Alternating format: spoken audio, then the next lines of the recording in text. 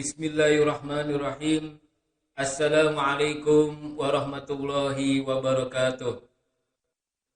Alhamdulillah, alhamdulillahirabbil alamin.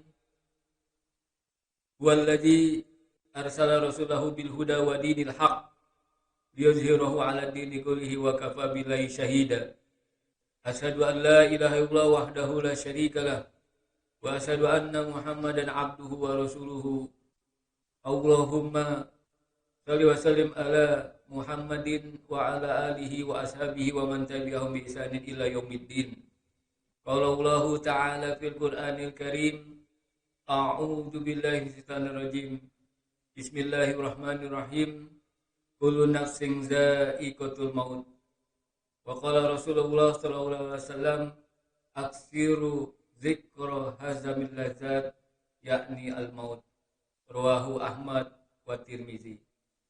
Alhamdulillah, marilah sama-sama kita panjatkan puji syukur kepada Allah Subhanahu wa taala, di mana pada sore hari ini alhamdulillah kita masih melaksanakan saum Ramadan. Semoga saum Ramadan beserta amal-amal lainnya diterima dan diridhai Allah Subhanahu wa taala. Amin amin ya Allah rabbal alamin. Salat dan salam kita sampaikan kepada Rasulullah SAW beserta para keluarganya, para sahabatnya, dan kita sebagai pengikutnya. Mudah-mudahan tetap menjalankan ajaran Islam hingga kita semua akhirnya baik husnul khotimah. Hari ini saya akan menyampaikan yang berjudul Zikrul Maut dan bekal untuk menghadapinya. Zikrul maut, mengingat kematian, dan apa bekal kita untuk menghadapi kematian dan menghadapi Allah Subhanahu wa taala.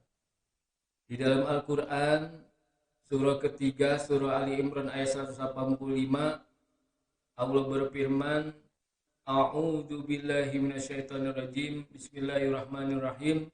Kullu nafsin dha'iqatul maut. Setiap yang bernyawa pasti akan mati. Lalu itu ayat diawali dengan setiap yang bernyawa pasti akan mati. Lalu ditutup ayat itu dengan wa mal hayatud dunya illa mata'ul ghurur. Dan janganlah kehidupan dunia itu menjadikan kita terpedaya. Artinya antara setiap yang bernyawa pasti mati akan dihadapkan dengan kehidupan dunia, jangan sampai memperdayakan kita. Artinya kita berusaha untuk senantiasa, sebagaimana hadis riwayat Ahmad dan hadis riwayat Tirmizi, Rasulullah SAW bersabda, aksiru zikra hazamil lazat. Perbanyaklah kalian mengingat pemutus kelezatan, yaitu kematian. Artinya kita tidak tahu apakah kematian itu hari ini, esok atau lusa. Maka karena kita tidak tahu kematian itu kapan datang kepada kita, hari ini, esok dan lusa, mari kita senantiasa melihat bagaimana para sahabat pada saat dia mengingat kematian. Yaitu yang pertama adalah Abdurrahman bin Auf. Suatu hari Abdurrahman bin Auf sedang sakit keras. Lalu dikunjungi oleh para sahabat. Lalu para sahabat bertanya kepada Abdurrahman bin Auf. Lalu sahabat bertanya, wahai Abdurrahman, kenapa Anda menangis? Apakah karena sakit keras yang engkau alami? Lalu Abdurrahman bin Auf mengatakan, aku menangis karena dua hal, kata Abdurrahman bin Auf. Yang pertama, aku tidak tahu apakah perjalananku dekat atau jauh dari kematian.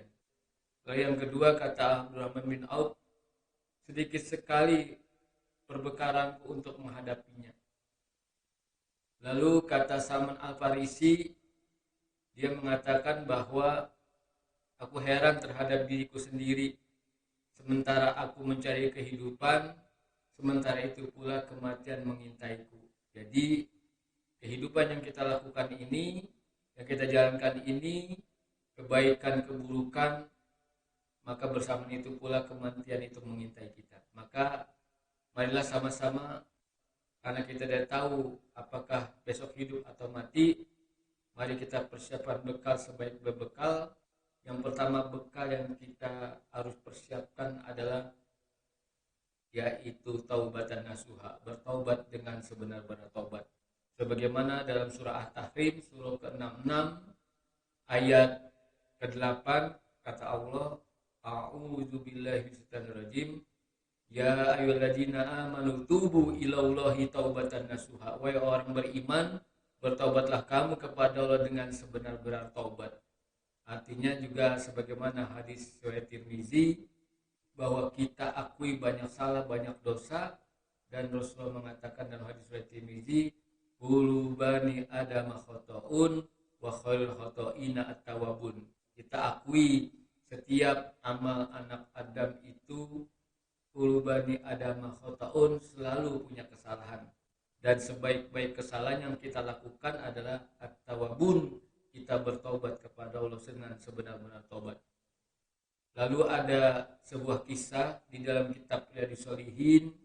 Suatu hari ada seseorang yang membunuh 99 orang. Lalu dia ingin bertobat, lalu dia berjalan.